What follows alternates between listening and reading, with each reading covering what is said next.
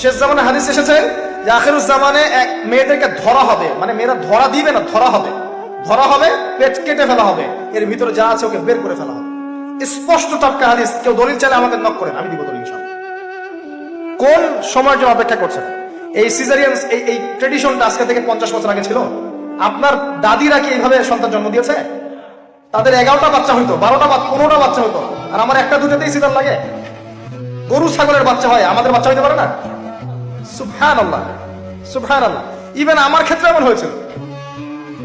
12 ঘন্টার মধ্যে না করলে আপনার ওয়াইফকে বাঁচানো যাবে না। বললাম ওয়াইফ বাঁচবে, নর্মালি হবে, নর্মালি করবেন।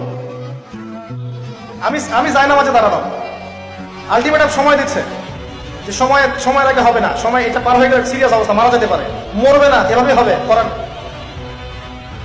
এভাবেই হয়েছে, এভাবেই হয়েছে। কি সমস্যা? মানুষকে ভয় দেখানো হয় এখানে। আমি কথাটা এই জন্য বললাম যে যারা পুরুষ আছেন আপনারা এবং যারা সন্তানের বাবা হচ্ছেন, আপনারা আপনাদের স্ত্রীদের জীবনটাকে এভাবে ধ্বংসের মুখে ঠেলে দিন না।